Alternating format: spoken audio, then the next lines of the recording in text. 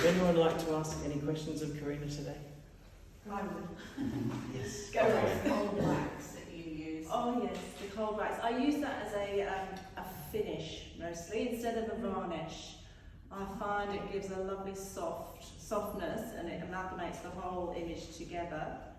And then I can buff it gently. It's just this lovely glow. It's a little less garish than a reflective surface of a varnish. And because it's quite textural, my work, when you look sideways you'll see lumps and bumps in there. So it just helps bring that all together softly, which is what I want to achieve and draw you in to it. Thanks.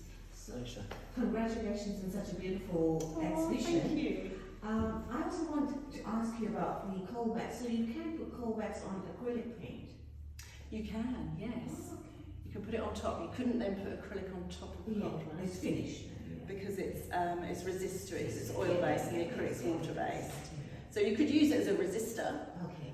if you wanted to keep something clear from the acrylic paint, but you can mix it with oil paint. Yeah. And I do on some, the painting in the corner, the long tall one, that in the sky there has got oil paint mixed with the cold wax, and it gives this very light, subtle, airy kind of effect.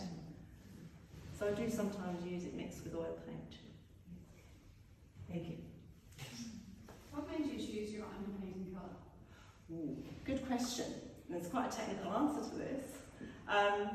Because I'm working in greens mainly, I go to the other side of the colour wheel, so the complementary colour. So you've got your greens one side and the other side. I think I actually put a little, did I put a little bit? Oh, it's tiny, here it is.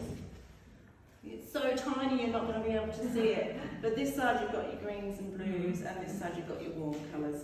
So I put the base colour down first over the whole surface, pinks, oranges, reds, and then work on top of that. Because then I'll leave little pops, and it will come in and it'll just do a little bit of vibration and be this little surprise.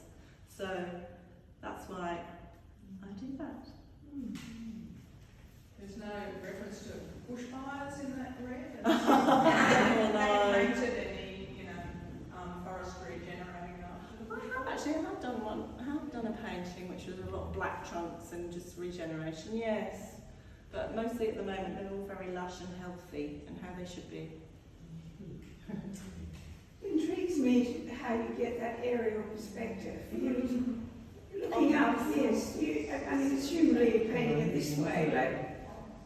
Yeah, so yeah, this one was me thinking about crown shyness, which is a concept where the trees, the canopies, they sway in the breeze and they don't really touch each other, and they grow like that. They grow so they've got a space around them because they're very respectful of each other. They're so clever trees. They're just we can learn so much from them. They give each other a little bit of space. So I wanted to create a painting to talk about that phenomenon. So this one's called Kaleidoscope, and it's like the kaleidoscope, other than being a toy, is like a shift in colours and lights. It's forever changing, and to me, when I look at it, I'm like, oh, well, that's like a kaleidoscope. So yeah, and that's just purely from my imagination. That's not, I don't work from a photo. This is just me just creating this. So I think, well, what would work as a composition? And this is the result of it. Lovely. Any other questions? No? Okay. From your imagination. Yeah, I don't work from photographs. Even though I talked about the photos, I'm always obsessed by taking photos of them. But when I actually come down to paint, no, I work from what's in my memory, and then imagination, and then I let marks of the paint lead the way as well, and work with those. And then, like I say, it sort of evolves really into what you see, the final painting. Just noticed around the corner there's a seascape too. So you're moving on into the oceans, or you've come from there and you're moving into the forest? Those were paintings I did at the end of last year, so they're not part of this collection. Yeah. But my last exhibition was all about the Cape to Cape track, because we walked it all, and I had to just paint it because it was amazing. So I am fascinated by the coast as well, as long as there's lots of greenery there and plants. And yes. I'm so glad you mentioned that. It's definitely worth having a look down that corridor. Beautiful. The very last piece on the right, I remember when you posted it on Instagram, and I was like, just stop, just stop. Like, you do trees so well, and you're just throwing out rocks, coastline, all the salt bush, and it's just, yeah, it's very interesting to see how the colour works in those pieces as well. Thank you very much, everyone, for coming today. Special thanks to Gallows Gallery as well. If you would like to know more or chat to Karina, please do stay a little bit longer as well. You can also follow Karina on social media. Karina has a fantastic blog on her website and a VIP list, so you know what's happening where and when. And lastly, do check out, just by the door, we have some information on the WA Forest Alliance.